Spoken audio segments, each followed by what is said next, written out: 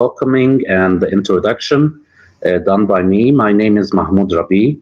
I am working at Modern Academy for Engineering and Technology in Egypt, and I will be moderating this meeting. We will have our guest speaker,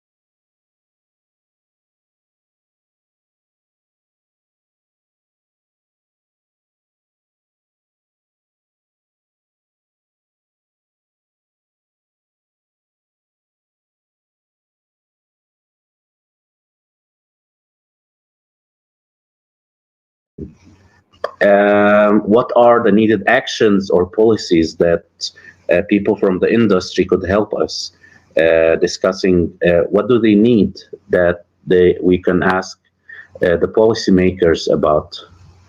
And we aim also of building cooperation channels between attendees, so those that they have some resources and some potential that they work in the field, they can say, I have this, I would like to have that. So we can exchange knowledge and exchange experience in order to cooperate together. And finally, to build and facilitate industry-academia cooperation pathways. And finally, to inspire young students and young researchers, young engineers and entrepreneurs that would like to work in that field or get inspired and decide, okay, that's something that is good for me, I would like to go that way. So let me introduce for you our speaker, Muhammad Abbas. He's a project director specialized in renewable infrastructure projects with 17 years of international experience. He worked in different fields and participated as a consultant in different projects in renewable energy in Egypt, Saudi Arabia, Emirates, and cooperated with different companies like Siemens, ABB, and Senvion. About his education, I'm glad to be graduated from the same university. He graduated from Cairo University, of course, Faculty of Engineering, but he specialized in electrical power engineering.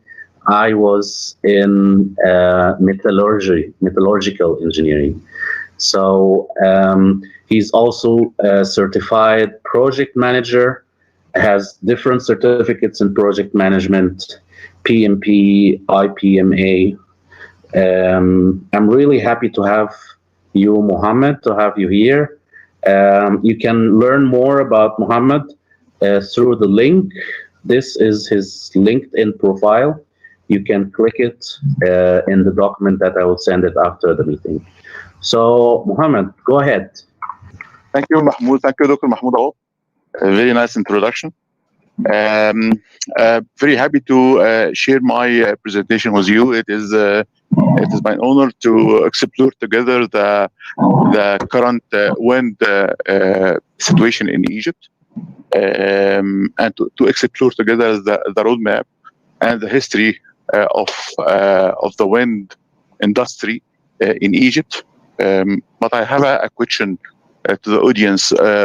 When exactly do you think it has started to develop wind projects in Egypt?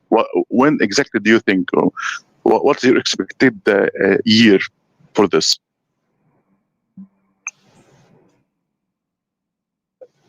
This is a question, by the way, to the audience. Well, I know the answer because I saw the presentation, but I will try to keep quiet. Is it 10 years ago, 20 years ago, 30 years ago, 40 years ago, 100 years ago? What do you think? This is Rifat here. I do believe that it is maybe between 5 to 7, 5 to 9, something like this. This is what I was expecting also 10 years ago when I started working and looking for this industry, but it has been started since 1986 by the introduction of NREA, National Renewable Energy Association in Egypt. So it is very old, the initiative from Egyptian governments that has started 1986 and doesn't stop till today. And it has a lot of projects and a very ambitious plan to develop and to grow the renewable industry, especially the wind industry. So it is not 5 or 6 years, Engineer Rifat. It is very old history in Egypt. We can proceed forward. When I say 7 to 9 years, I do believe it is the development. But as you know, Egyptians always come first, but the development rate is not so fast. So maybe we are old in plan to develop and to grow the renewable. Only recently, yeah. Exactly, yes. So quickly, we will explore the potential wind locations, the current situation of the wind farms in Egypt, the roadmap of wind energy, the national policy legalizations and frameworks, the governmental support. We have a lot of support from the government. The potential wind locations. It is the current situation of the wind farms in Egypt. Of the national policy legalizations and frameworks. The governmental support. We have a lot of support from the government. The potential wind locations. It is the current situation of the wind farms in Egypt. Of the national policy legalization projects in Egypt. The funding partners and a quick information from the Global Wind Energy Council regarding Egyptian situation of the wind.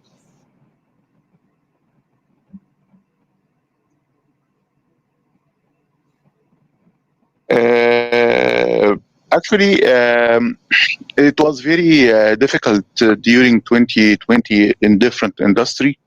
but not for the wind. In 2020 and 2021, the wind industry has actually doubled in terms of capacities installed across the world, and it was not really affected by the COVID pandemic. As you can see from the sources, the GWEC, as you can see that the installation has doubled like 50% more from 2019 till 2020, led by Chinese, of course. They are leading the installation capacities around the world, but also there was a lot of installation in the Middle East and Africa, and also a lot of installation also in Egypt, and it was not really so affected like other industries. So this gives you an indication of how the need of the wind energy was really very high, to the level that it was really overlapping the crisis and the problems generated from the pandemic through 2020 and 2021. Look at this map. This is our Egyptian map. You can see the potential locations for the wind. By the way, Egypt is really Egypt enjoys a huge amount of wind, steady, with an average speed of around 10 meters per second, especially at the Suez Gulf area. 10 meters per second steady is like a dream for a lot of other countries, but in Egypt we are enjoying this, and it is really flowing in Egypt. We have also potential places east and western of Nile. We have a small place also in El Kharga, Oasis, and Aqaba Gulf. So all of these places is enjoying a speed of 10 meters per second. This is huge, especially in Suez Gulf. But for other places, eastern and western of Nile, the average speed is around 7 to 8 meters per second, which is still very suitable for energy generation.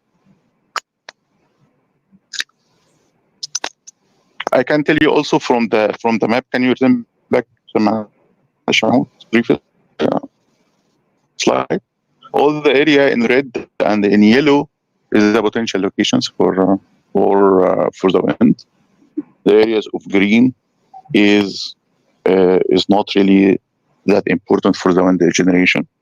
As you can see, a big spot there in Suez Gulf area, covering Ras Gharib, covering Zafarana, till Hurghada, where we have a lot of areas there. If you visit this place, you will find a lot of installations working already and feeding the electricity with renewable clean energy from the wind.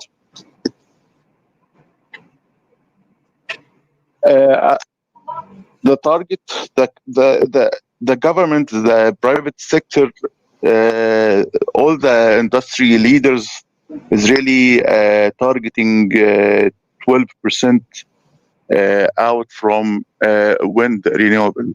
This is huge, by the way. This is 6.8 giga, giving into consideration that our today's installation is less than 2 giga, but the upcoming projects is huge and it will be explored very soon. This is a very tough target, by the way, and it is really giving you the clear picture of where we are heading and the volume of the projects in the very near future. A lot of investors, a lot of developers are really looking at Egypt as a very perfect place to develop wind farm projects. Gulf of Suez, as I said, is enjoying 10.5 meters per second on average speed. As you know, the speed of the wind is proportional to the energy generation. The cube of the speed of the wind is proportional to the energy generation. So we are really having a steady flowing wind of 10.5 meters. This is above the average of the world. The eastern and western part of Nile is enjoying also 7 meters, which is really still suitable for the wind farm. We have there is a dedicated area by the government of Egypt to NREA. As I said, NREA is the National Renewable Energy Association. They are the controlling governmental authority for the wind industry in Egypt. And this area, especially in Gulf of Suez and the Nile banks. Combined capacities today is more than 1,000 megawatts. Look at the first point, we are targeting 6.8 gigawatt. We are now producing more than 1 giga. So see the difference in the target and what we are now. So I said to you, it is a very tough target.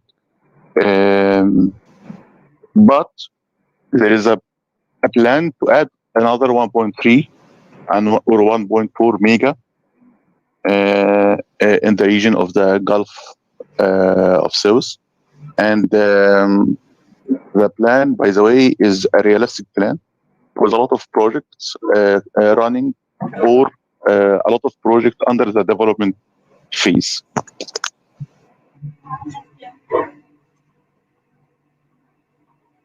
This is a closer look at one of the oldest places of wind farm. This is Za'farana. Usually, this is what you will see when you go to Ain al-Sukhna from Cairo at your right side. A lot of installation has been conducted in this area since 2000 at 8 stages, making it one of the most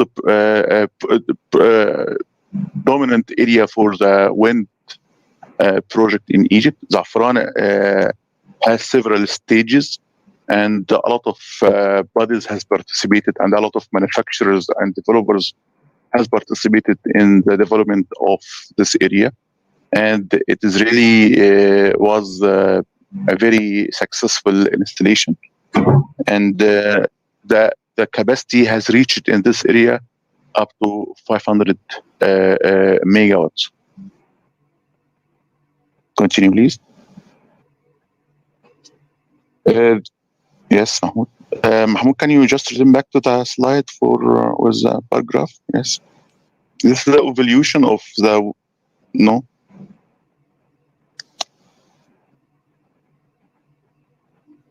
The paragraph, Mahmoud.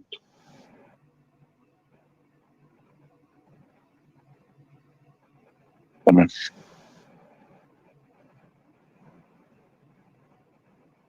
No.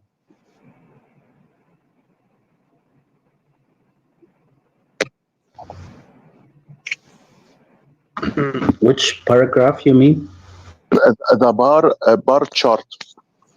The previous slide, I think. This one. Yes. Is it? Yes.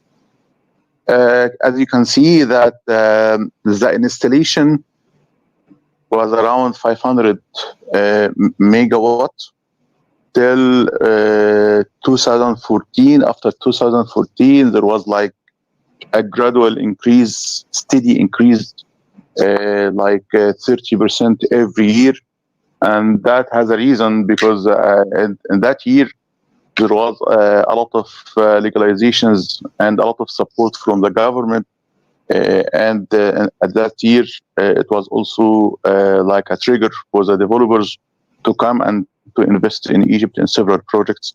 And the result was immediate result in 30% increase every year.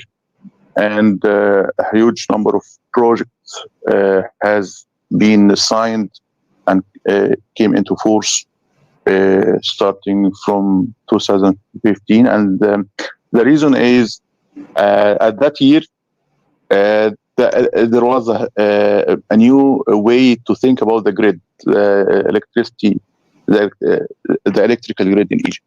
That year, we have liberated the grid, making the IBBs. The IBBs, this is the power producers from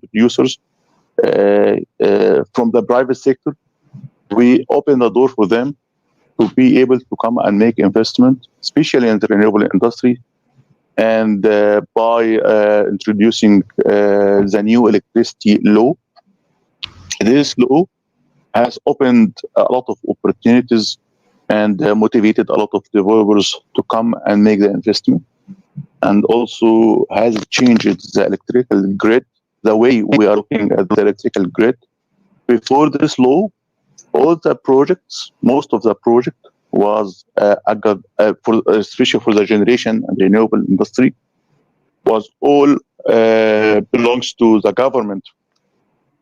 And it was very difficult for private companies to participate in the development and the installation of such type of projects.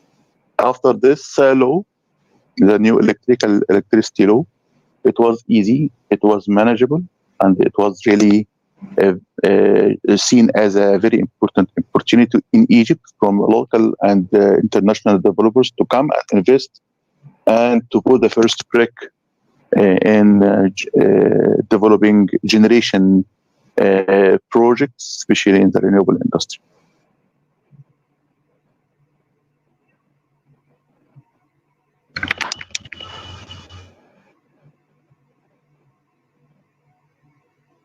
Back in 2007, as I said, we started the renewable by introducing NREA in 1986, but in 2007 there was an ambitious plan to set a target of generation capacity from the renewable industry, from solar, from wind, from geothermal, from hydro. And the wind was really the majority. It was like 12%. And the target was to produce up to 20% from renewable. The target was to generate up to 20% electricity from renewable industry. And to achieve this target, there was a lot of steps has to be taken from the government.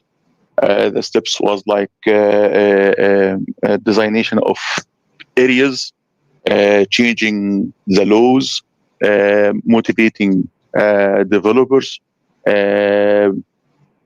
finding partners to fund the projects,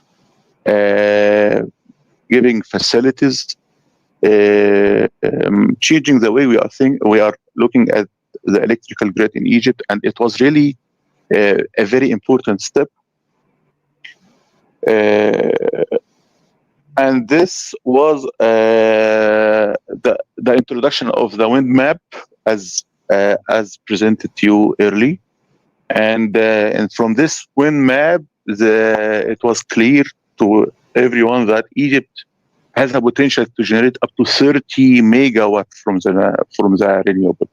And from this step, it was really important to note that the industry has changed in Egypt, and the focus to generate from renewable was visible, and developers has noticed the potential in Egypt. The current supply is 9% from renewable, 2% from hydro, and 7% from wind. Continue. As I said, that we have a law in 2015, and this law has gave a lot of support to the industry. The feed-in tariff system has been introduced. As I said, if you have a good funding, then the opportunity to motivate developers to come will increase. So the Central Bank of Egypt has to guarantee the obligation of EETC under the power purchase agreement, and that was really important to give trust to developers that Egypt is really willing to buy the power generated from their wind farms. And also there was like a stipulated form to sign the power purchase agreement up to 25 years. That was huge. Give also some advantages for the renewable, especially as the custom duties, reduction in custom duties up to 5%. A dedicated area for wind energy project, and this area is around 1,228 kilometers square. Huge practice agreement to give trust to developers to that the land will be acquired by them for 20 or 25 years till they finish this the power purchase agreement with the government. Permit of the land was convenient and easy to be obtained. The carbon credits, any project will be able to get benefit of carbon credit, and one of the most important challenges in Egypt is the bird migration. You know, the area of the Gulf of South, this area, because of the high wind, birds used to fly freely over this area and migrate from Europe to Africa and vice versa. The birds in this area, they are migrating in groups and in different seasons over the year. Building a wind farm in this area is exposing the birds to a lot of problems. Imagine a bird flying and get hit by the wind turbine. A lot of and thousands of birds may die because of this, and this will generate a lot of environmental problems. And for this, the bird migration study has been prepared by NREA in cooperation with different international consultant to avoid or mitigate this problem, or to reduce the problem to the minimum. Of course, there was an important to get support from other ministries, and one of the most important support is the investment ministry, the GAFI, and there was a lot of regulations to let the developers create the company and get licenses to be able to generate the electricity and sell it back to the to EETC, and it was really very difficult in the past. Today, it is really recognized as an important shape of companies, and now the developers can easily create a vehicle and a company for such type of project, because it is now facilitated by GAFI.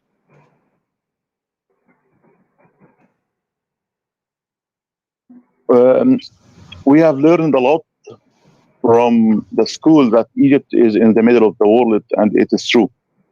We are really in a very good place.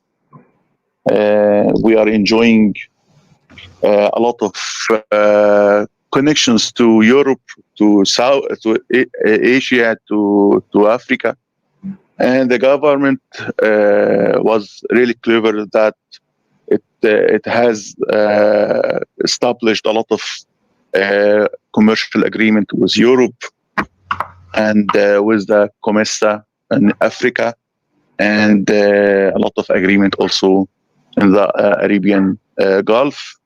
By these agreements, Egypt is really heart of the area, is now considered as the heart of the area. Only the remaining is to get people motivated and to get developers to invest in Egypt, and it is really now going into the right direction. I hope this will continue, because the area and the place and the location of Egypt deserve huge changes, deserve huge remarking from different places, because really we can change the areas we are interacting with, and we can really get benefit a lot from the proximity and the commercial trades and the connections. The history of the wind in Egypt started, as I said, not 1988. It is started in 1986 by introduction of NREA, and then the first pilot, 4 turbines, small type, 100 kilo each, in Ras Gharib. Second pilot, Hurghada, it was 5.4, and then Za'farana. Za'farana was really, it is not okay. Za'farana was really has transformed the industry from small scale to utility scale. As I said, it has been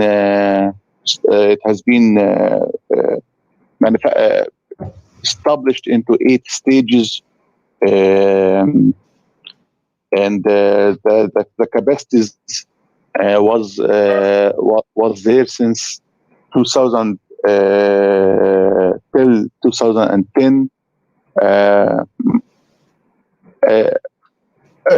But that time, the development of the Za'farana area was from the governmental efforts, and the addition of the generation capacities was into 8 stages, and now the generation capacity is really bringing like third of the high dam capacity. So imagine now we are over 545 megawatt in Za'farana area. Then Ras Gharib area. It is a very potential area for private sectors.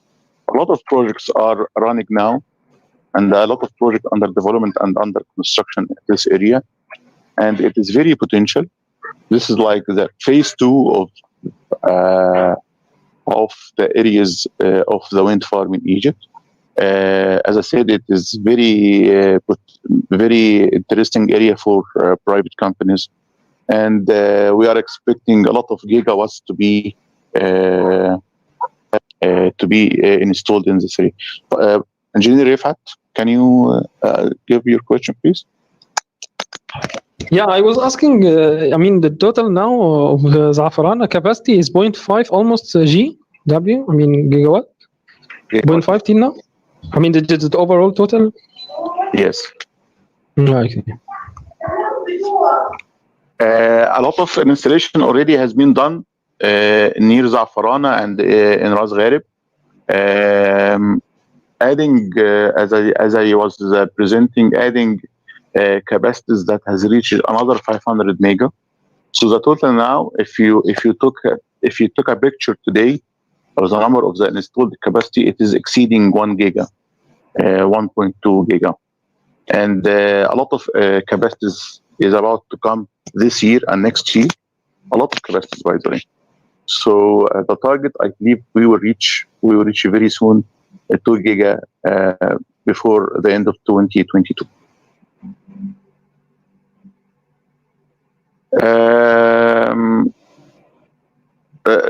The current working project, Ras Gharib wind farm, energized.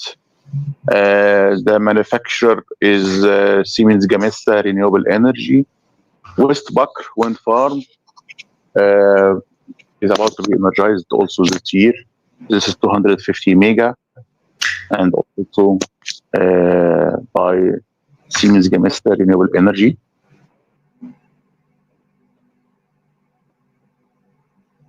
Future generation, as I said, we have a lot of projects coming in the pipeline, and what I was trying just to list here, what is really in my mind. So we will reach 6.8 gig very soon. It is very difficult, but it is coming, and the potential of the wind in Egypt is really booming. And the future projects includes, today the development of more than 2 giga is running. EMEA Power, this is the Emirati company, 500 mega.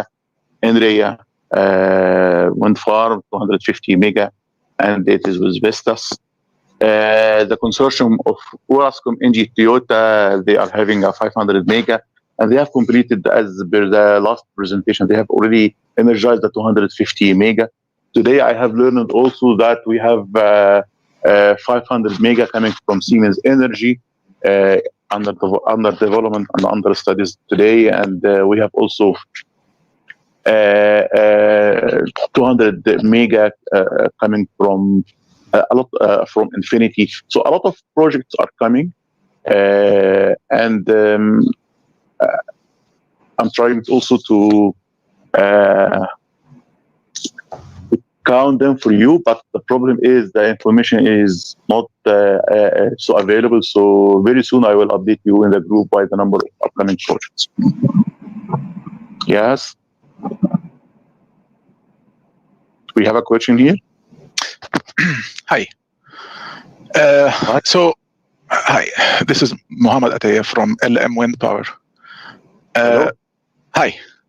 So these are all good numbers. How about the storage policy here? So energy, like wind is wind. If wind blows, we are in good shape. If not, then we cannot afford to run out of power. So what is the storage policy that the government is taking in parallel to cover this expansion? 9% is an appreciable number. So and yes, if there is today, if there is no wind today, there is it means that there is a drop of 9% from the grid, and this will shut down all the grid. Exactly. Yep. So what does is there a clear government policy on storage policy? How the grid is reflecting? I take your question. Very good question. I think your question is a very good one, and I was discussing the same with our colleagues from different developers like Tequila and Ras Gharib, and I hear that there is a discussion of providing storage facility in the new installations, but so far the installation in the pipeline is coming without storage. Okay, so it's feeding the grid directly without any storage capacity. Okay. Yes. If you allow me, Doctor, to just jump into this question. I'm Dr. Maged Mahmoud. I'm the Technical Director of the Regional Center for Renewable Energy and Energy Efficiency. أهلا بيك. أهلا بحضرتك. And in fact, the storage option is on the table, but this is an option for the entire grid, not only for wind projects. Yes. And already there are now ongoing studies for pumped storage facility on Ataka Mountain. And this is 2,500 megawatts, which would be, in fact, in the vicinity of the wind farms on the Gulf of Suez. And it's, in fact, the concept is to use the renewable energy power there, in fact, wind mainly, and also solar in the near future, to use this to feed the pumped storage facilities. So this is one option. There are other sites being explored right now for the pumped storage option, also in Upper Egypt and in other places. This is one side of the equation. The other side of the equation is that up to right now, worldwide, there are two approaches to solve this issue of intermittency of renewable. One of these solutions, of course, is the regional interconnection. And this, although the capacities now are not that much, nevertheless, there is a pan-Arab electricity market that would be created within a few years, which would allow us to use higher capacities for renewable. And also, there are some objectives to somehow export to Greece and Cyprus and so on. This is one side of the equation, which will take, I would say, I wouldn't say this would be on the short time frame, but would be on the mid to long time frames. On the other hand, together with this, the issue of converting the grid to become a smart grid, and in fact, the flexibility of the system. Hello, can you hear me? Yes. Dr. Megid, the voice. Can you just repeat, because the voice was interrupted? Sorry for that. I'm saying that the other way to, beside having interconnection and beside having storage capacities through pumped storage facilities, and in the future also maybe through batteries, is to have smart grid. And to have a smart grid, there are a lot of activities being done now to modernize both the distribution and the transmission systems to allow better response to the fluctuating nature of the wind technology. Nevertheless, it has been proved worldwide that up to 15 to 20% wind, it doesn't make a lot of a big issue to the grid, especially when you have this distributed over a wide area of that does not have the same wind pattern within the same time, which is somehow not the case for Egypt, but let's hope for the best. The final solutions, that I'm sorry for taking long, is the trend to use the renewable electricity whenever available for I would say other demands, like, for example, feeding hydrogen, feeding electrolyzer to have green hydrogen. And this is also now being discussed widely, not only in Egypt, but in the entire region for the future of wind and solar technologies. Sorry for taking long, but just want to reflect on this important question. And thanks for... Thank you, Mr. Meg, Dr. Megid. Thank you a lot for enriching the discussion. It was great. Allow me to recap. So we have now four solutions to guarantee or to proceed with the storage, the pumped storage in Jabal Ata'a, and the connection with the transmission connection with regional transmission connection with Jordan and Sudan. And we have also smart grids to be able to adapt itself with the changes in renewable generation. And what else? The fourth one was the use of the electricity as is, whenever it's produced, to produce hydrogen, which can be stored in ammonia. Yes, electrolyting extracting hydrogen. Yes, solutions. Yeah. Yes. Thank you, Dr. Megid, for your participation. It really was very wonderful one. Thank you. Thank you. We are expecting like an investment of 1.9 billion as US dollar funded by different entities for projects project under construction or even under development stage. Thanks.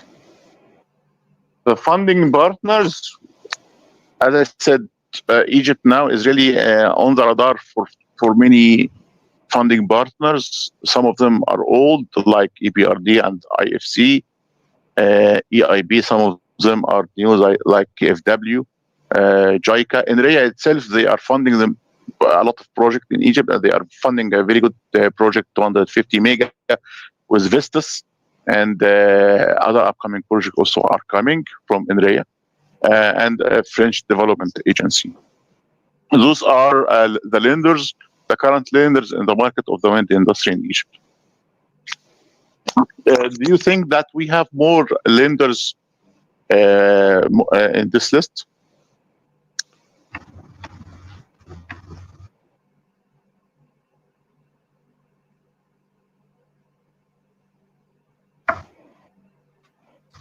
Does anyone have I any? think they are already a lot. Yeah.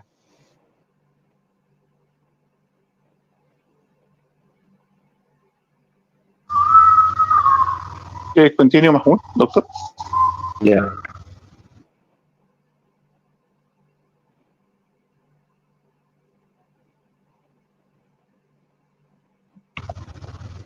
Yes. The perspective from Global Wind Energy Council for Egypt is the administration will be doubled. It is even will be tripled till 2022. 3.2 average gigawatt capacity is expected to be added in Africa and the Middle East in the next 5 years. The drivers of the growth in the area is South Africa, Egypt, and Morocco, Saudi Arabia, and the Middle East. That's it for yeah. I'm sorry, I forget this one. Another nice graph showing the evolution of the wind and the perspective till 2025. Today we are like 1%, but we are expected to be growing 2%, 3%, 4% with the growth of the total renewable energy itself. This is a macro data giving a perspective of where the industry is going. The industry is going towards huge growth in Egypt and towards new installations every day. So thank you a lot for your support and your questions and enriching the discussions. Now we are offering the questions and receiving answers from the participants. So thank you, Engineer Muhammad. You are very much in time. Now we can have 10 minutes discussion about any questions generated from this talk. Engineer Rifat? Anyone? Yes. Yeah, just a follow-up for my last question. When I asked the total capacity of the Safarana, 0.5 gigawatt, and do we know the total capacity for the wind turbine overall in Egypt now? How much? Around 1.2, and very soon will be 1.4 for a new installation, which will be very soon into the grid from Likila West Bakr project. Yeah, so my understanding now that the government has a delay, or you can say come late on their achievement. Is their target to 6+ gigawatt in 2022? Correct? If I understand. It is tough target. It is a very tough target, and to reach this target, it is like a target just to get attention of everyone, to the region, to the country, and giving. You mean that it is not real attention? If you allow me, it's real. They have the intention to bring a lot of energy from wind in Egypt. It is real, and they have introduced a lot of, as I said, regulation and legalization, and secured a lot of lands and funds. So I believe it's time. Do you expect that they may reach this 6.5 in, for example, 3-4 years? I believe we can reach it even before. Okay. In fact, the target, the 60 gigawatt was an old target. This was announced with the strategy of 2008. And this was based, in fact, this is a translation of the percentage of the generated electricity at that time based on the big demand expected in 2022. Nevertheless, what happened in reality with the reform of the electricity sector, in fact, instead of having 6 to 7% annual increase in the electricity demand, Egypt now is somehow between 1 and 2, and in the last year it was even not reaching 1. So the reality that if you compare to the peak, Egypt has reached already 20% from its peak demand. So this would give us some relaxation. Also, if you are aware, of course, that we have already surplus of generation capacity of around 20% now or more, which in fact is another factor that we should not rush into, I would say, projects without having them as much as economical and, in fact, as studied as much as we can. Nevertheless, we would achieve. I fully agree with you, Dr. Mahmoud, that we will reach this target of more than 6. In fact, the target up to 2035 for the entire renewable energy share is 42%, and there are studies underway to have it up to 46%. But now the confirmed number for the Egyptian government that within the coming 15 years, the renewable energy share, that total, I mean solar and wind and others, would be 42%, which is much higher than the 6 gigawatt that we were aspiring to. Yeah. But to correct 6 gigawatt with the target, in fact, of 2008 that we announced. In fact, I contributed myself when I was at NREA at that time to this target. But this is not the current target. If today the big demand for electricity, as I remember, is around 28 gigawatts. So and we are now producing 1.2 gigawatt from the grid, from the renewable winds, a total of more than 3 giga from renewable, solar and hydro. This is giving a perspective of reaching like 12 or 13% from the demanded from the. The total renewable capacity are 60 gigawatt now. 3 gigawatts hydro and another 3.2 solar and wind. Great. Yes. So 6. If you calculate this 6 over 30, let's say, but it's lower than that, So you can imagine the number now. It is 30. I think this is like 20%. Yes, this is what I'm saying. Yes. 20% renewable. And the target has been reached. The number is giving I was just adding the number just to give you a perspective of the upcoming project and the demand. I know we are having, by the way, we are having extra generation capacity. That's why we are doing a lot of projects to sell electricity to other countries. Recently, we built a connection with Sudan, and we have already an established connection with Jordan, and there is a very ambitious line with Saudi Arabia.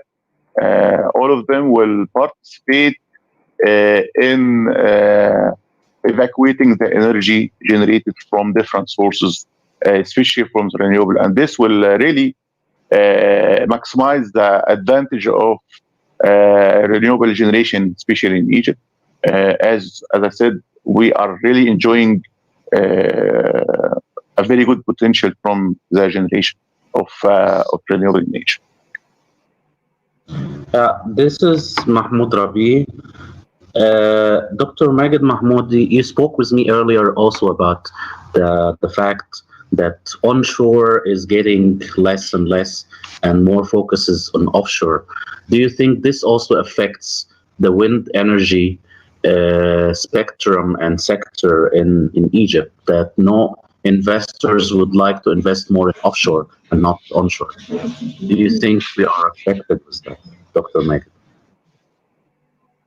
Okay, first of all, let's agree that the decision on having wind or solar projects now is purely economical, and with the renewable energy and in fact solar and wind technologies are already cost competitive when it's for onshore facilities, and that we have excellent wind regimes, and we have in fact a lot of vacant areas that we can use onshore and then solar technology on. So in fact, those who go for the offshore goes for 2 reasons. First of all, that they have shortage on available land that can be utilized with good wind regimes, because the cost impact, the higher cost of at least installation cost, and then the maintenance cost for the offshore compared to onshore.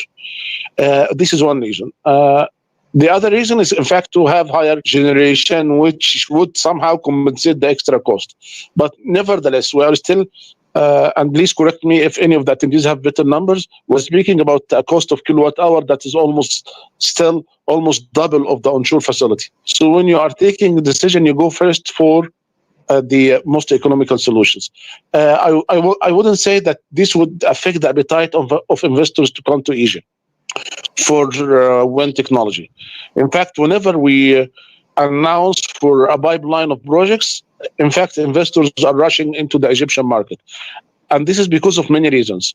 The first is now we have the confidence of the investor that they will get what was promised, whether it is the electricity prices, when they bill us for the tariff and so on, and regarding the interconnection, and regarding also the regulatory and the institutional capacity to support them. This is one thing. The other thing that we have already in Egypt, I would say, partners from the private sector that would support the installation of the project.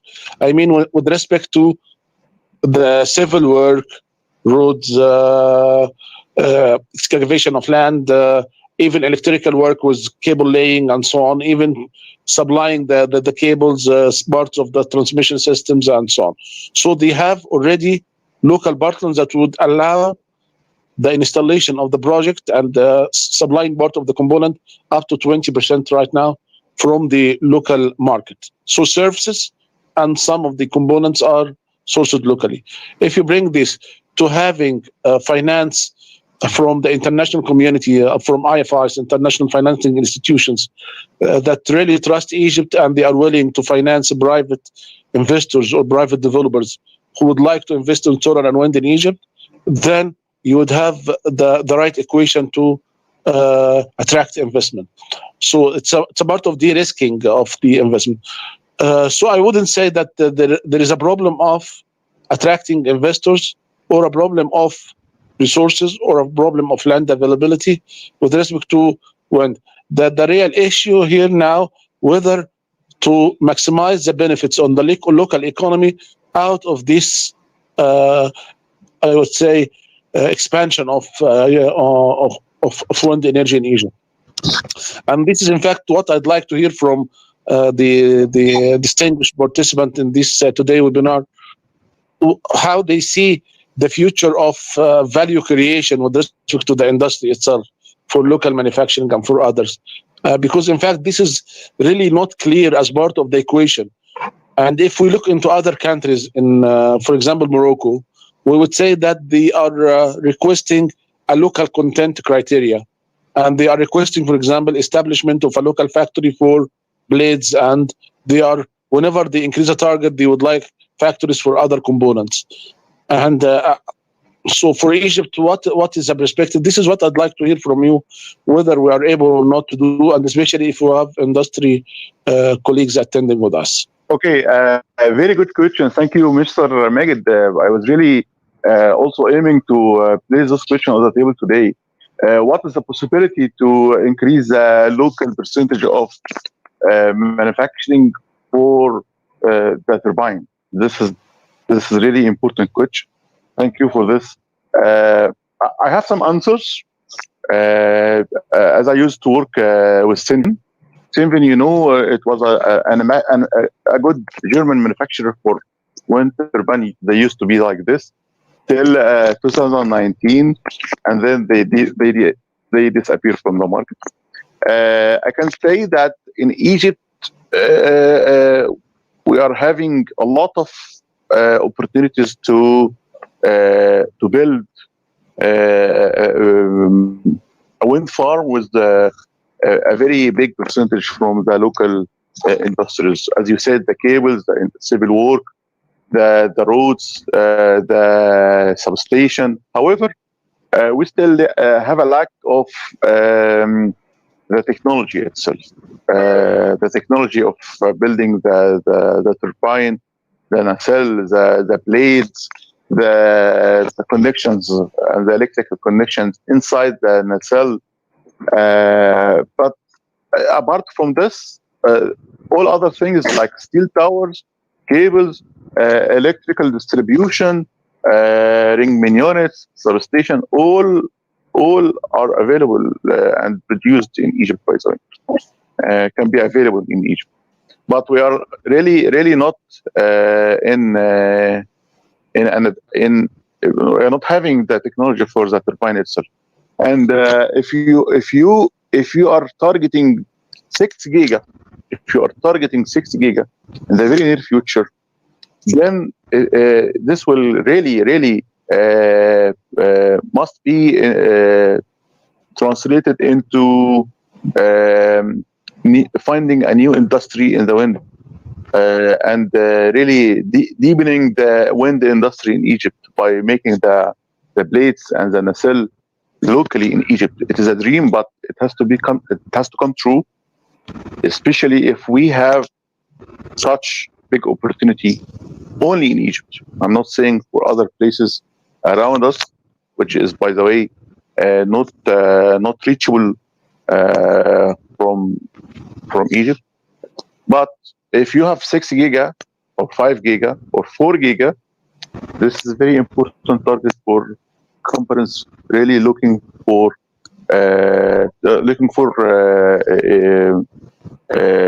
technological investments in Egypt. But also, this has to come with more support from the government. It is not far from this. دكتور محمد عطية تفضل. You can maybe you raised your hand. You can ask your question or your comment. I had a couple of comments. So the first was on that mix of electricity that we are targeting, and whether we factored in the contribution of the upcoming دعوة nuclear reactor, and how will this change the picture? Here we are talking about a very robust and stable addition to the grid. And as Dr. Magid pointed, the problem we are facing now is that we are overproducing, and now we are like reaching to Cyprus, Greece, Saudi Arabia, North Africa. We are trying to sell this. So if we are expanding today, what will be the picture in 10, 15 years, especially with a major addition in terms of the nuclear reactor to the grid? So that was one question, and the other it pertains to the wind atlas. I think it was shown in the early in the presentation, and I'd like to understand better, like, why are certain areas in Egypt, like those green areas per se, why are they not suitable? Is it wind speed? Is it the turbulence or the low wind speed? These are the two questions. Okay, I can answer the first one, or at least participate in the answering of the first one. What is really the future of the expansion? If we put the question in the right, actually during the last 2 years, there was a lot of projects appointed for expansion in the fossil-based generation of electricity, like gas and coal. But recently, and it was really clear that the direction of generation in the government now is to replace all the fossil generation by renewable. For example, in the list of the upcoming projects, there is EMIA Power. EMIA Power belongs to Illinois investment. This is an Emirati company. And in Illinois, they were planning to invest in a coal plant, generating electricity from the coal. and then has been agreed that okay, we are not making electricity from fossils or coal, and instead of this, we will sign with you a wind farm of 500 megawatts instead of generating wind. So as you can see, this transition from coal generation to renewable is giving you the answer where we are heading.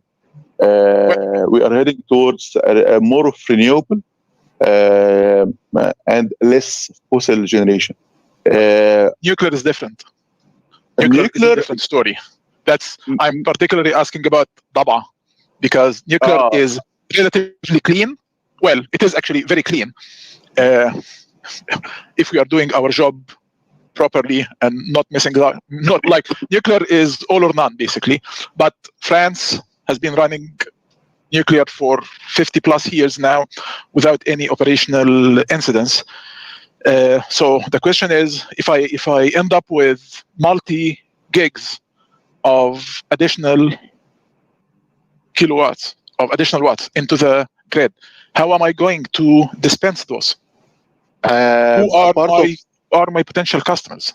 Yes, but part of the question is the demand itself. The demand is expecting to grow a lot in Egypt, and the efforts made to link the electrical grid with other countries like Sudan and Saudi Arabia, and increase the capacity of Jordan line, and to have a link also with Libya and Cyprus. All those efforts is also to evacuate the generated capacity coming from renewable. So it's like a financial model. If I am able to generate with this price and able to sell it to others with this price, then this is a profit for me. So it is not only just to how I evacuate the generation, but also how to sell it to others. I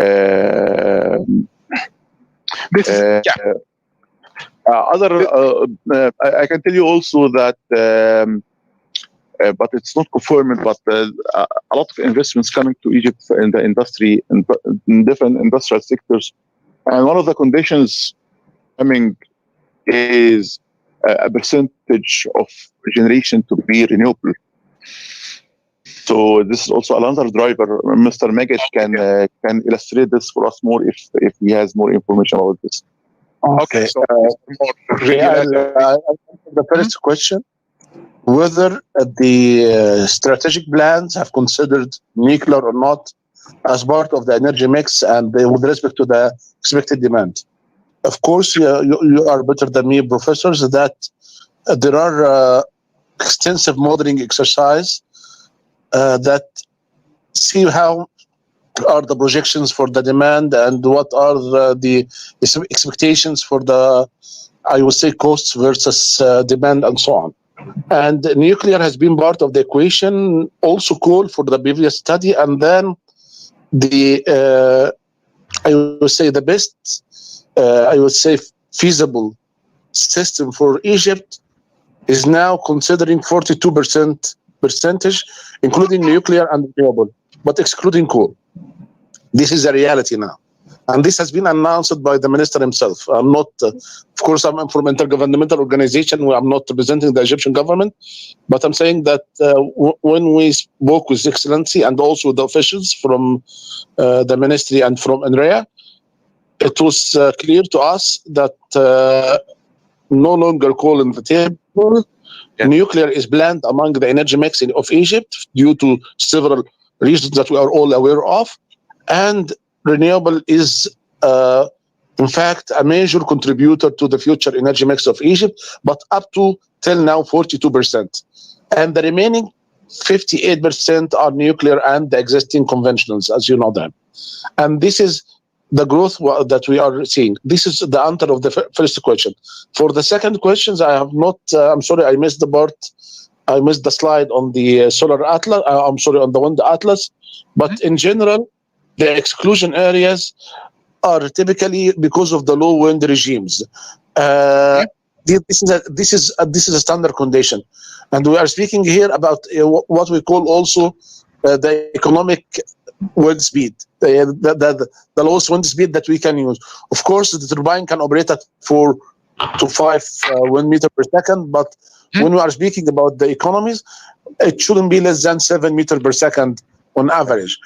Yeah. Less than that, and this is called a site class 2, which is not the best. Of course, higher than that, like in the Gulf of Suez, would be higher.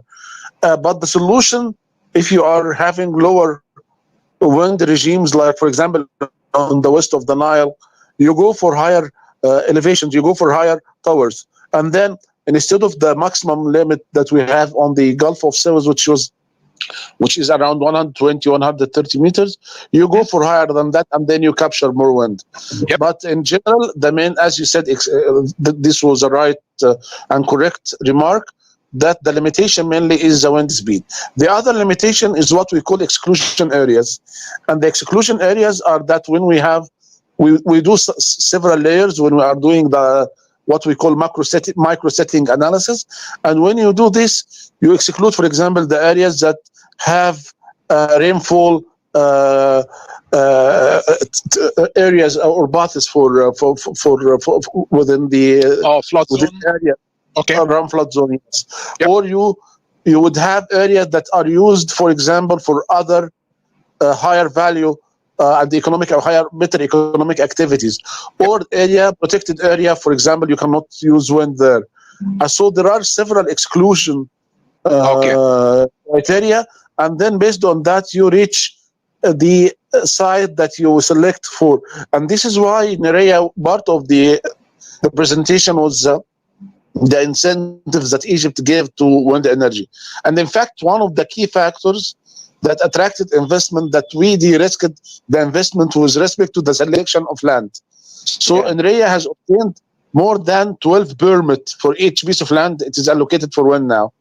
You can imagine that you are taking the permission of, for example, the Ministry of Oil and Gas, Petroleum, Ministry of Petroleum, that this area is not now on the schedule for oil extraction, and if there will be coordination. We are taking the permission of the Ministry of Tourism and the heritages, and you know how important and this especially in the areas for Upper Egypt and Wahat and so on. You are taking the permission of the Ministry of Agriculture that this area is not, and so on. And in case there are conflict of uses, somehow they reach an agreement on what to do in such case. Like the agreement reached on the border of Egypt on the Gulf of Suez, although this is an area, what we call a border area that have restrictions, they agreed on some measures that would allow for the height of the tower to be limited to 120, which is fine for the current technology. And for the Ministry of Environment, they were refusing to install wind farms in certain areas. And then there was a program, which I'm proud that RICRI, my center, the Regional Center for Renewable Energy and Energy Efficiency, have proposed, which is called the Advanced Turbine Management Program, that would allow to stop the turbines whenever you have a migratory bird in certain time through a sophisticated system that we have established. And this system would use not only radars or visual impact, but a lot of tools together to ensure that not a single bird is dying out of this through 2 seasons. Is it already working now, this system? Yes, it's working, and it is in fact, without this we would never have acquired financing from the international community, because financing is conditioned to have a full respect of the environmental regulations, and part of these regulations is to protect the migratory birds. And in Egypt, we have more than 0.5 million birds each year coming to Egypt, resting in Egypt, and then flying back everywhere in the world. 5.5 million, 500,000, and this in 2 seasons, in the spring and on autumn. So this is some sort of Hajj, like the birds are resting in Egypt for a while. So what I'm saying, that the exclusion areas are based on several criteria. Among these criteria, for example, is the proximity to the grid. and how much would the transmission line would cost. And so we are selecting the priority areas based on this also. And there are many, I'm sorry I'm taking long, but I hope I have answered the two questions. Yes, nuclear has been considered while planning. The second, that the exclusion criteria is based on many issues, but the most important is the wind regime there, mainly the wind speed. So, I think the problem is not, like it's a multi-factor problem, it's an optimization problem. The solution that we have where I work, we have the low wind speed sector, basically, or low wind speed class of turbines. And as you pointed out, the solution is to go higher. So all the 70 plus meter blades will go into this. This is the model that is more prevalent in Southeast Asia, and I'd say like India, Bangladesh, and other countries in this region, because they do not have, like, everything there is below 7 meters per second. So these blades in particular, because like this is like the aerodynamics of the blade, designing the airfoil, and the length, like the rotor size. Here we need to capture as much energy as possible from this low wind speed. So this is the solution. So at least in terms of the optimization problem, designing against different constraints, there is a solution if the wind atlas is to be revised soon. Definitely it translates to other factors, transportation, grid tie-in, etc. But there is a baseline solution to start from, at least. I fully agree with you. Fully agree. I would like also to talk about my previous company, Senvian. They used to have a very good product, a very good turbine, very perfect for the Gulf of South area, because at the height of 120 meter, they can produce up to 3.6 megawatt per turbine. Compared to competitors, it was 2.4 megawatt. So that time, Senvian was really a rocking star, and unfortunately, it didn't continue in the market. But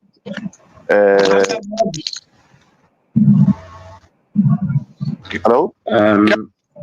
If you allow me to comment from the materials point of view as a material engineer, and also having a little background in entrepreneurship, you were speaking about what we will do when we have more capacity and we have more generation. From my point of view, I see an opportunity for building more factories and more industries, and to build an ecosystem that can use this extra energy to produce something that we didn't produce before. Like, for example, semiconductors, like 3D printing factories, like many industries, maybe that more steel producers, more aluminum producers. And we hear now that the prices for these metals are going up and up. So it could be an opportunity from my point of view, that plus exporting the energy to Cyprus and to Greece and so on, we can also use it for building regions near to wind farms that can produce industrial products that requires more energy. What do you think?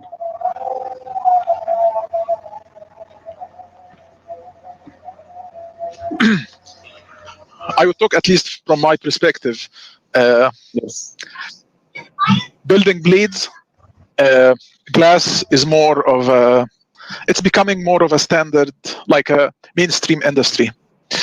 And it is still an energy intensive solution, like fabricating glass fibers. But the more impending question here is the technology transfer. This is the problem. Like having the energy, that is fine. This is very important requirement. Having the know-how, that is a much bigger question. If you recall, like last time we spoke, like Dr. Shazli mentioned, that the infusion trials, the resin infusion trials, it took them 2 years, and this is not out of the ordinary. Basically, there is no textbook that will give you answer to these questions. If you go and follow the textbook, good luck. Yeah. This is all trial, error, improvement, and end of the day, you end up with your secret recipe. That's why this is an industry secret. And I didn't mention carbon fibers. Carbon fibers, like, this is really a secret sauce. There is no textbook that will give you the key how to manufacture a successful roll of carbon fibers.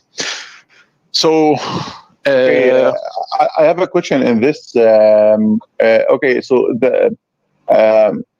I always say that the blades is having a lot of technology, but the nacelle itself, it is like assembly of a car.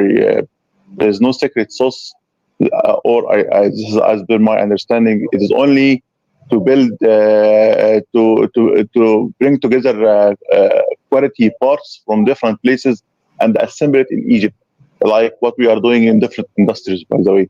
So is it visible also in the wind, or it will not be visible at the current stage, or the current generation, or the current capacity? Or do we have an opportunity to invest in this technology, in the cell technology?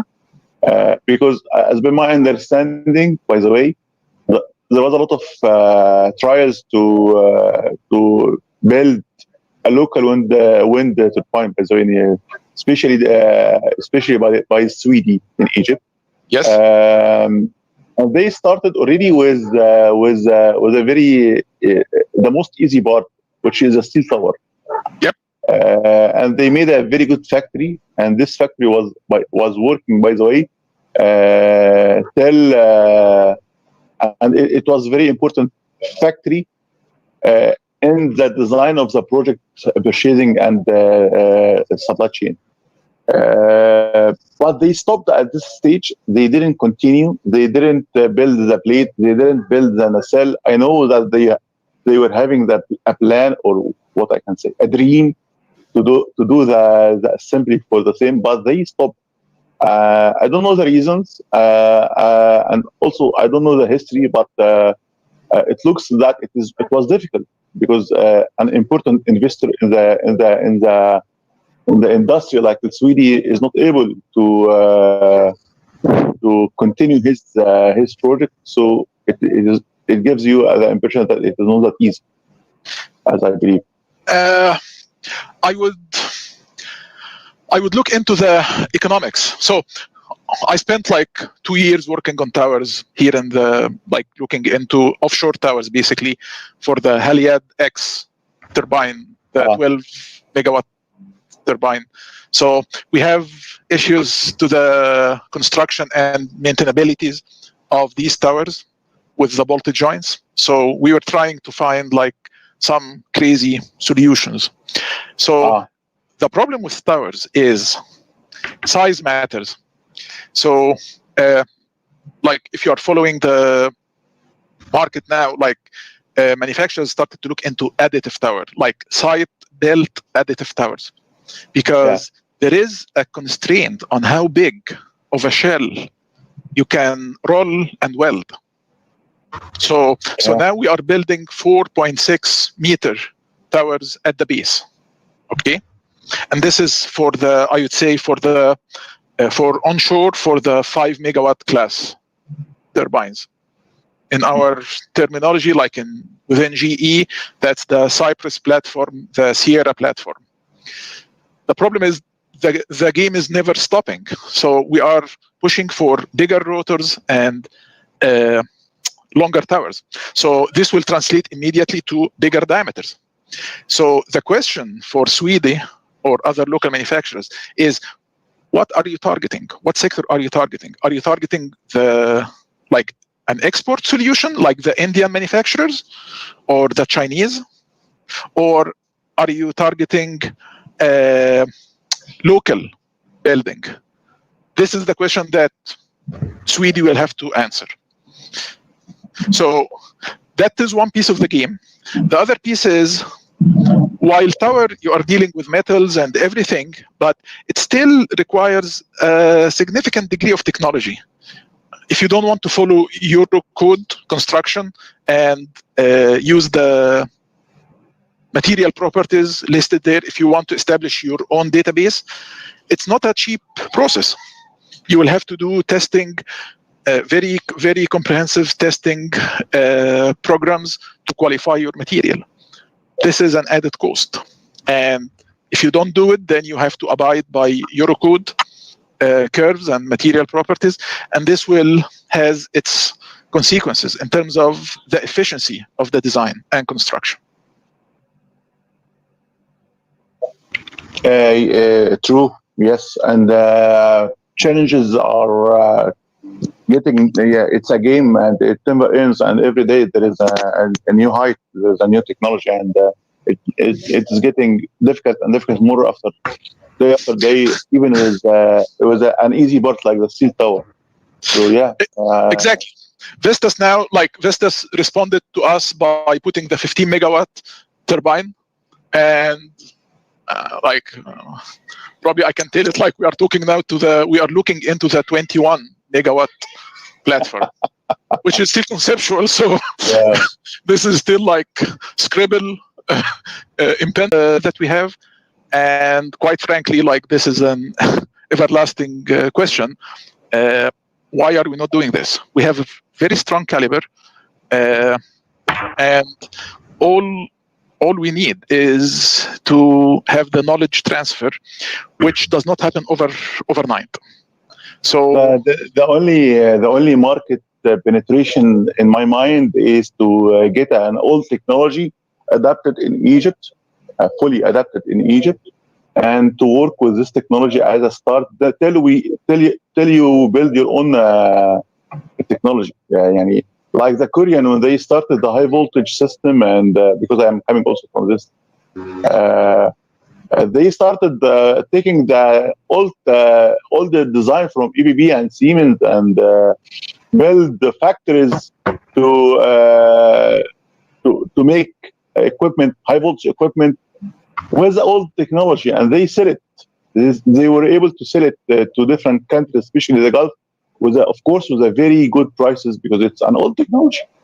And then now look at them. They are now building very sophisticated high voltage products, able to compete the edge technology at EBB and Siemens, and they are competing with the good prices because they started in this way. So I believe that the same penetration strategy can also works for Egypt. To start with an old technology, like a turbine with a maximum of 2 giga, 3 giga, 2 mega, 3 mega, and to be able to build such type of turbine and to install it in a places where the maximum need is only 2 or 3 mega, and then you grow up.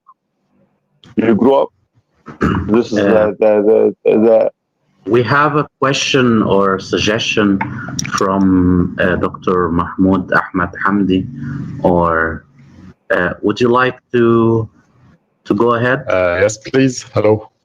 So thank you all for your awesome talks and very helpful information. But there's one small correction I want to say. I'm a student, an engineering student actually, not a professor or doctor. So there's one thing that I want to ask. Now you became the doctor of this session. Okay. Enjoy it. Thank you. As a student who's interested in wind energy, there are extracurricular activities and even some curricular activities that encourage students to design parts or entire wind turbines. But it's not really clear for someone who wants to penetrate the market. What skill sets should they obtain? What should they learn, etc.? What even are the roles that are available in Egypt? Like if I want to enter the automotive market, it's pretty much known what I should do, but if it's wind energy, it's really unclear, especially for students. So can one of the experienced participants help out of that? Well, that's actually was going to be my next comment. So commenting on the previous questions, that's me, Mahmoud Rabi. We need to build some kind of ecosystem in Egypt. I searched a little bit about why India and China is more favorable for the investor to build their investments and factories and so on. So there are many factors that should be playing in this.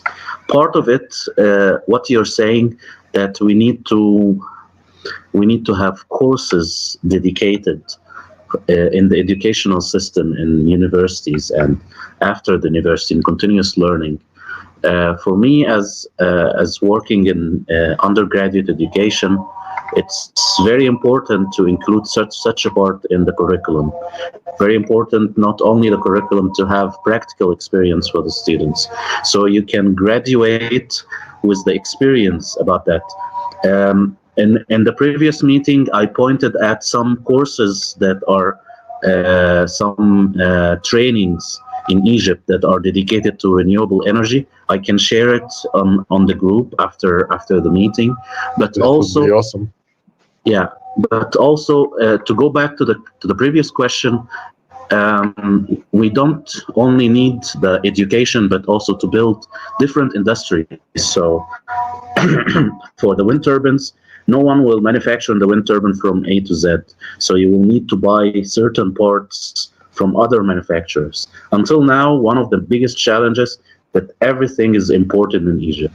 The material for making the wind turbine, for making the blades, most of the material is imported.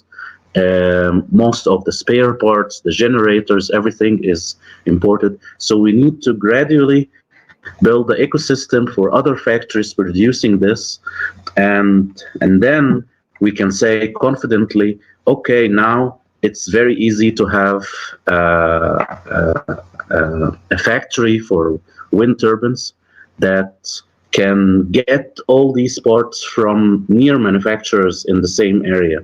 It doesn't have to be in Egypt, maybe Egypt, Saudi Arabia, Morocco, but it's near. So it could be an ecosystem in which many parts can cooperate. This is my personal point of view. Maybe the doctors and the engineers can correct me if they see other ways. I see also from the attendees, many people from the educational system and from undergraduate and graduate education. Maybe they can give us a comment. Is there a course in Faculty of Engineering that helps the students to work in renewable energy and especially wind energy? If anyone can comment about that.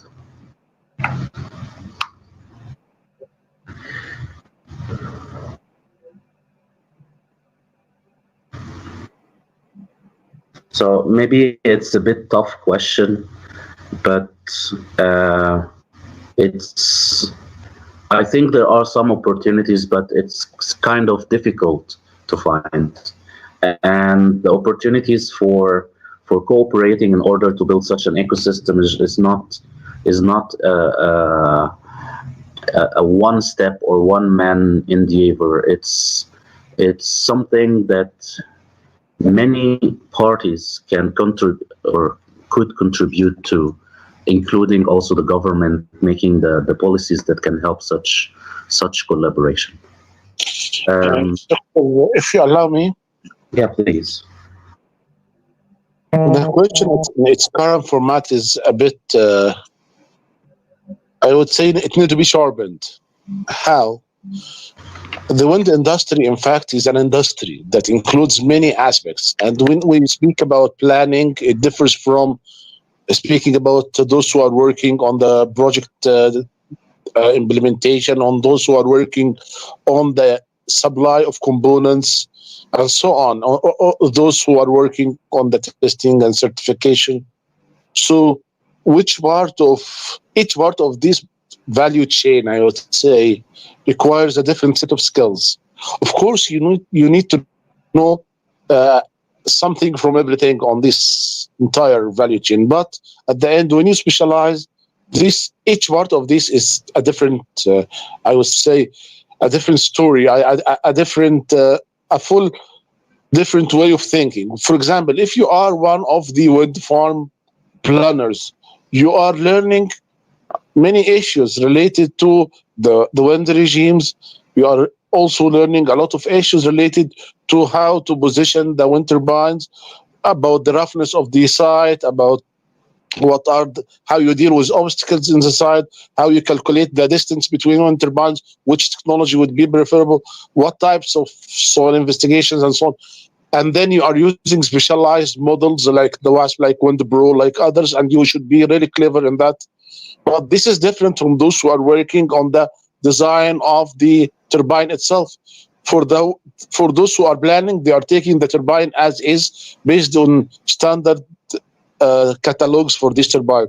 But for those who are working on the design of the turbine, they should be very much, and I mean each part of the turbine even is a different story, but they should be really qualified in the aerodynamics. They understand the issues related to material stress and so on. So each part is a different way. And this is in fact a question for all engineers. We are learning in the wherever we learn, whatever the faculty we learn in, and whenever we learn the basics, and we get an idea about. But to be specialized, you need to decide which part you would like to be in, and there are opportunities everywhere for those who can excel, and there are opportunities to learn and then to work. But it depends which part of this system you would like to be in. So, in fact, we should teach our students how to think, how to get to decide on their own which part they prefer to get in, and then the knowledge is there. And for the curricula to study, there are plenty of curricula. There are, for example, in Egypt now, there is what is called WISET project being implemented by Ain Shams University, the British, the British University, and I assume a third university that I cannot recall now, maybe the Arab Academy. Anyhow, yes, actually, I'm cooperating with them in one of my projects, actually, yes. Yes, they have centers of excellence dedicated to wind technology. And they have, I would say, laboratory test facilities and equipment for different components in each of these universities. And they have also standard, I would say, very well prepared course materials for postgraduate students and undergraduate students. What I'm saying is that the knowledge is there. Who would like to learn would go deeper and get the knowledge. But the question, which part of this ecosystem you would like to be, in fact, master in, you would like to master in, you would like to be professional in? Whether to be a professional or to be a researcher or to, I mean, this is my comment. I'm sorry for taking long, but this is that's great. That's great. Thank you for your answer. It was actually very useful, and it will definitely take. I mean, it's not really a clear answer, but it's what one should do. I will spend more time looking into it and looking into what fields are there, what specializations are there. So thank you. It was helpful. You're welcome. We can show you the door. You're the one that has to go through it. Quoted from one of my favorite movies. So unfortunately, we are almost at the end of the meeting. I thank all of you for participating, for the wonderful discussions, for everything that you have discussed. Please put your comments if you have more questions about the topic. If you have any more comments, please put it. Ala Salim, please go ahead. Yes, Dr. Mahmoud. Yeah, so thanks a lot for your fruitful talk and for this conversation. I'd like just I got some questions from Egypt Scholar, the group. So if it's possible, share just 2 or 3 questions. Yes, please. Yeah. Please go ahead. Yeah, thanks. So yeah, we got here. First question was like asking about, do the vertical axis wind turbines shown in the next few years in a larger scale? This is the first one. And the second one, I wonder if the offshore wind turbine will be installed along the coastal zone of the Mediterranean or Red Sea.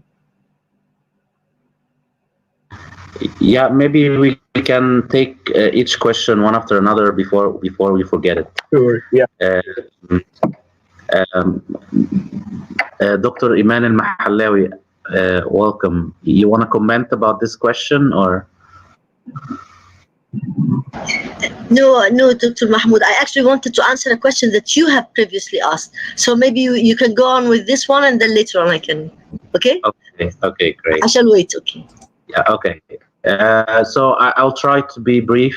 So there are many ideas about innovative other ways of producing wind, but unfortunately they didn't prove good capacity until now, like the vertical axis wind turbines and so on.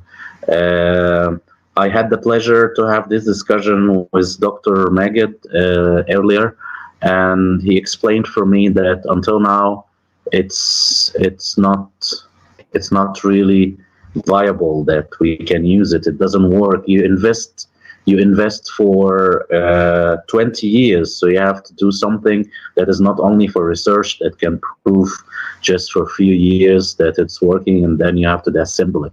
So you have to use something that is there for a long time. Absolutely. I will from an industry perspective, I think the case is closed. We are doing horizontal axis wind turbines, and we are doing 3 blades. Yeah. We can think about single blade, 2 blades, 6 blades. All these are fine as mental exercises.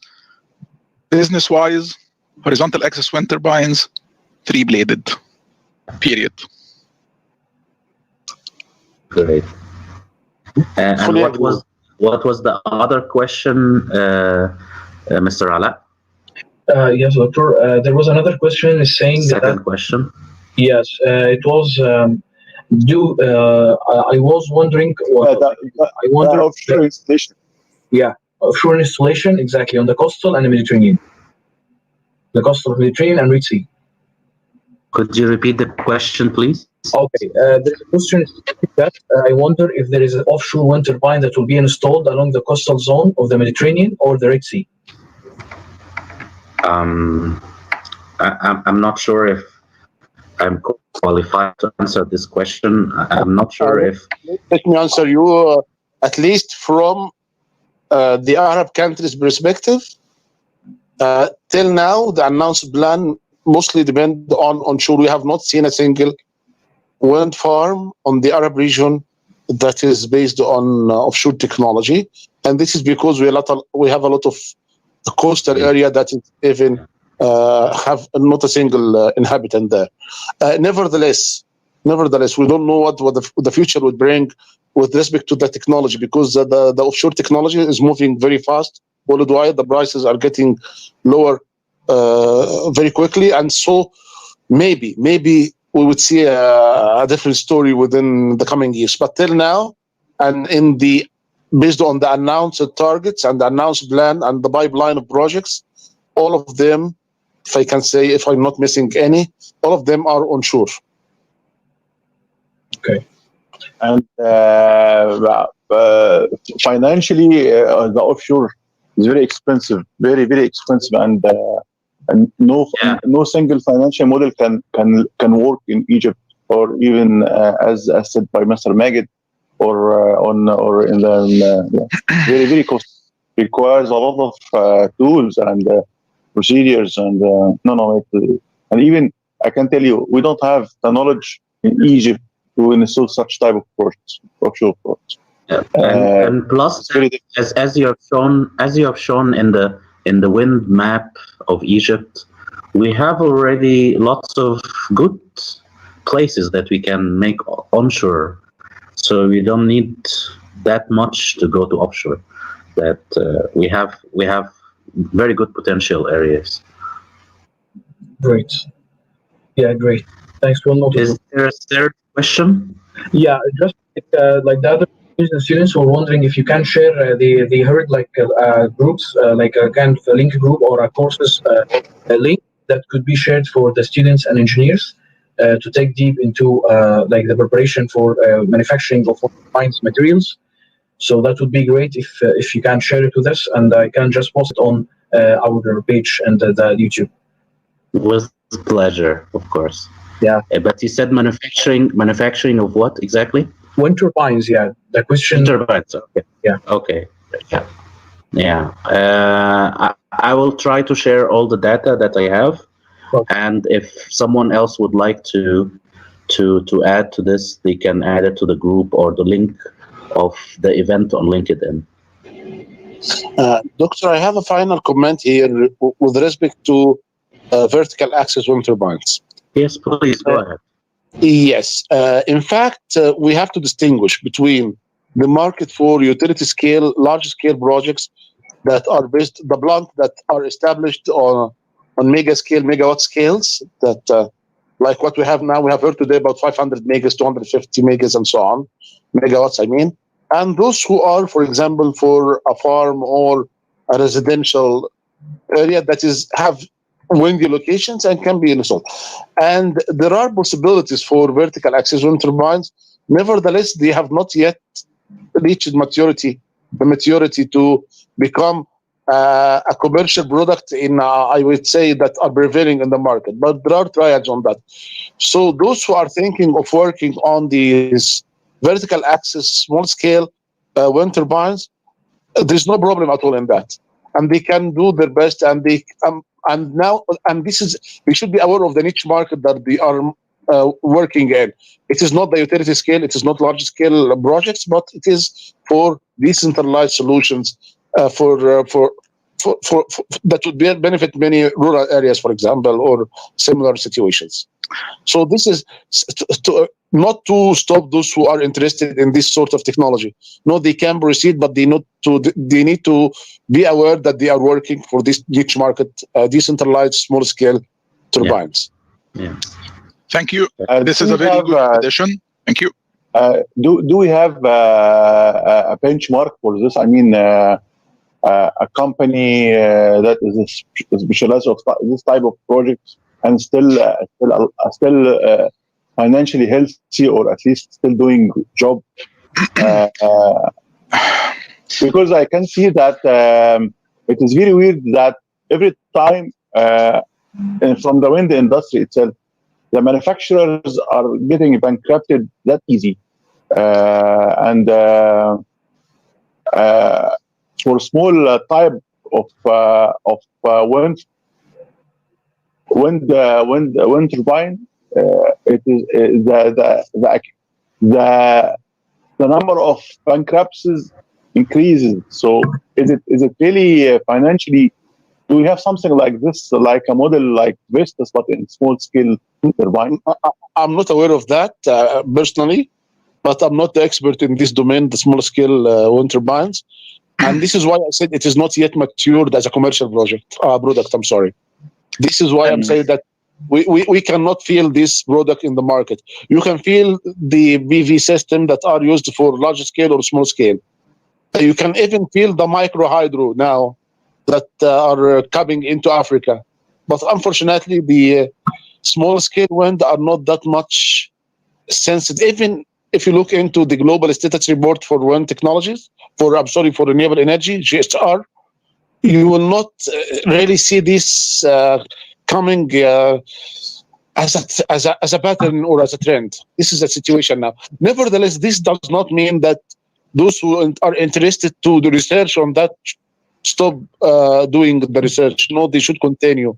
And maybe we can have some breakthrough through our young scientists here. Okay.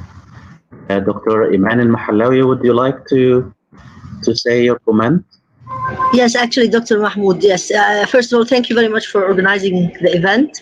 And I'm sorry to join later because I had another event with my postgraduate students. Actually, I heard your question and I thought that some students would answer it. But when no one answered, then I'm going to answer. Yes, there are courses on the undergraduate and postgraduate level taught in Egyptian universities, where the students would have an idea about some topics related to renewable wind energy. And actually, they may learn according to the expertise of the professor about the manufacturing or about the building of the wind turbine itself. This is on the teaching level. On research level, yes, there is heavy research ongoing, at least in the two universities I know, which are the British University in Egypt and the Ain Shams University, which are members of the West project group. And yes, there are let's say significant amount of research ongoing there on wind energy, in addition to the research about the wind blades and the manufacturing of the wind blades. The third comment I wanted to make is that when we talk about horizontal axis 3-bladed wind turbines, this is for the commercial scale when we think about wind farms. But actually there is some let's say trend that's ongoing that's going to actually flourish during the coming years. I can tell this from the funding, European funded projects working on small scale for little villages, for farms, for refugees camps, for applications which they call standalone and off grid.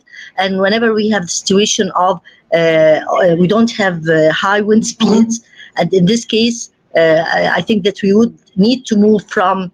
Would look for alternatives. I'm not saying to move. Of course, the large wind farms will stay there, but we should look for alternatives which could capture low wind speeds and could be of. The prices, of course, and the commerciality of the project. Still now, this is to be investigated. But the idea itself of being able to produce small-scale energy from small-scale wind turbines, I think this is going to be considered because the European community has put several funding projects are announced during this year for such projects. Thank you very much. Okay, thank you. Thank you very much. This reminds me was also the work of Professor Mustafa Shazli that he presented last month, and that the British University is producing wind turbines for Reef al-Masri, the Egyptian village, and it would be extremely interesting if we can lower the cost, the initial cost of the standalone wind turbines. Yeah, it's I find it a very good opportunity. Rifat, would you like to ask your question?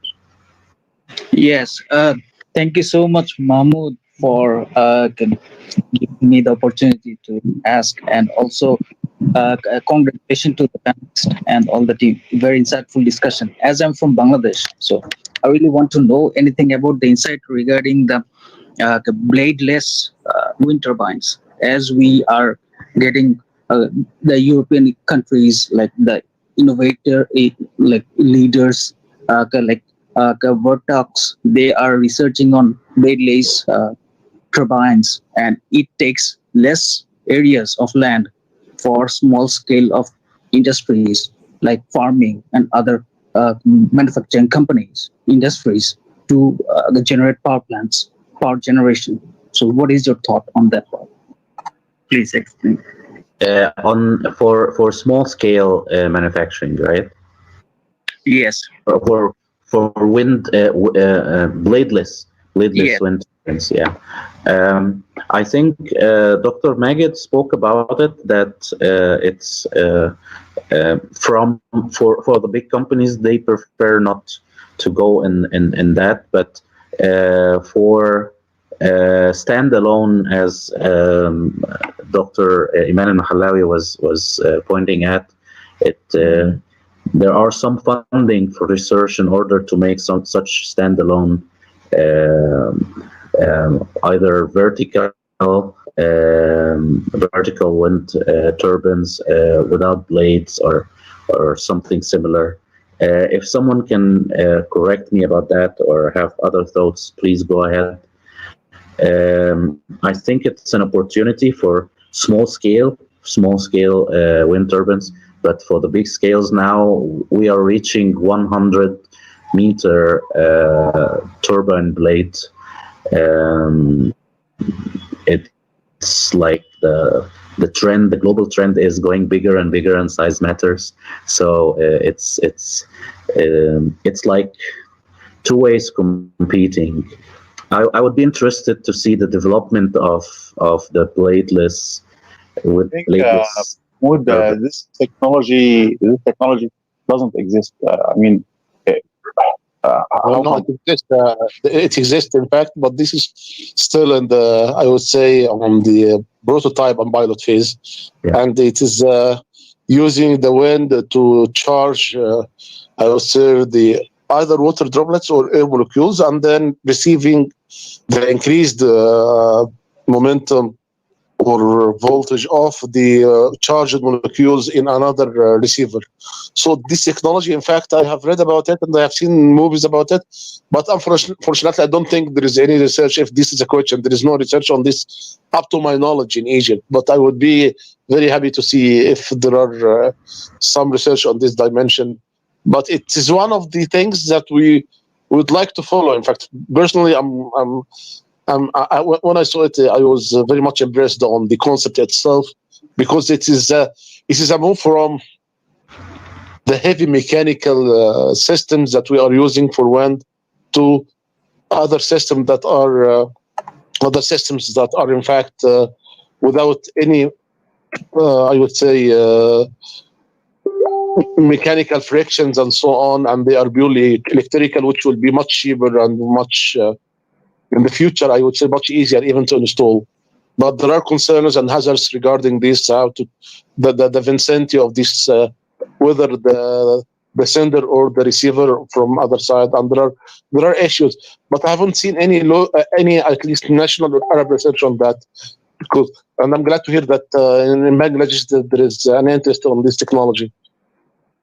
Have you seen, Dr. Magid, any numbers about the current capacity for this technology?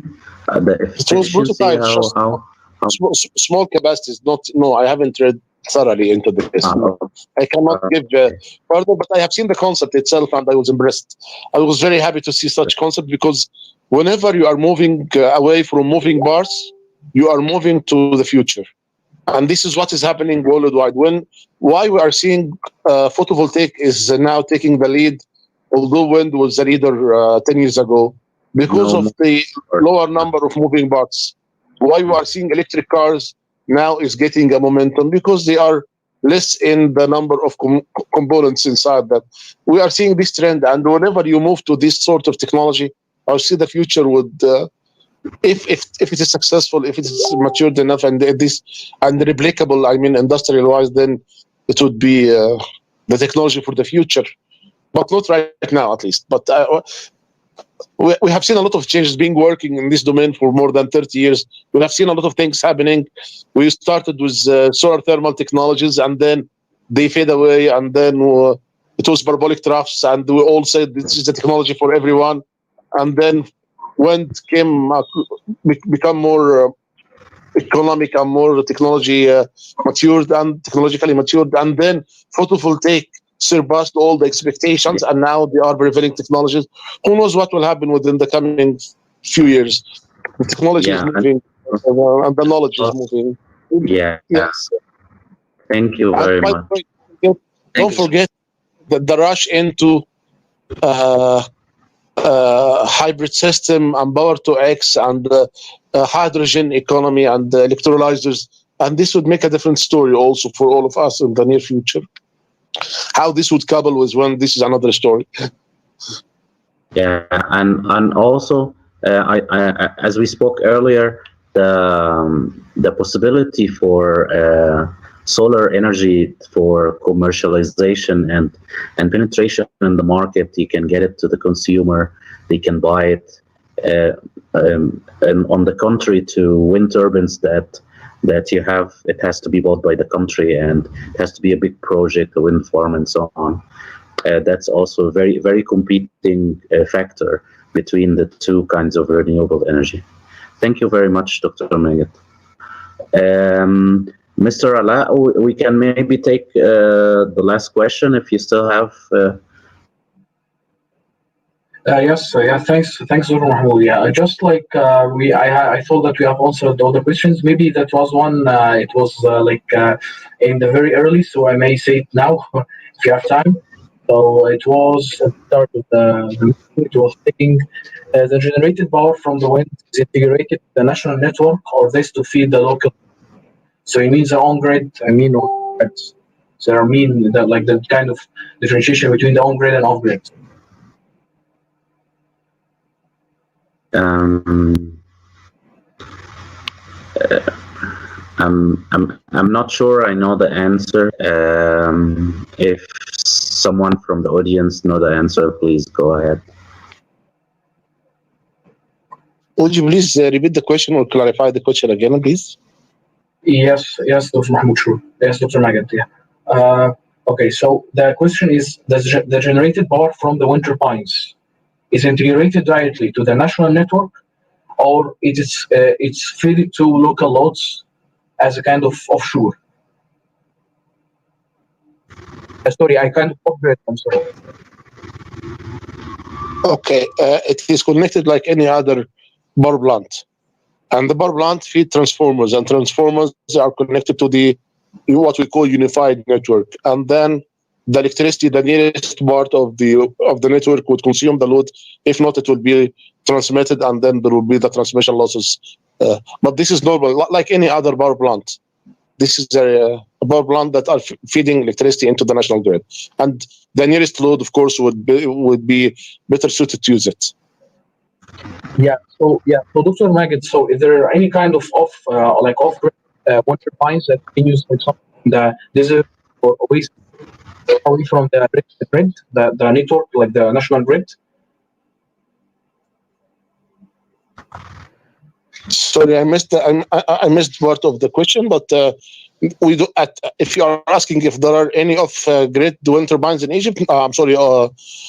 If there are offshore wind turbines in Egypt, no.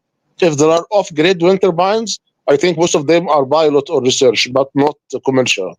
This is my understanding. But so whether it's offshore, it's not there. Off-grid, it is there, but it is not widely used. If you can say that there are plenty who are using this, not like solar. I mean. Yeah, that's the question actually. Yeah, for off-grid.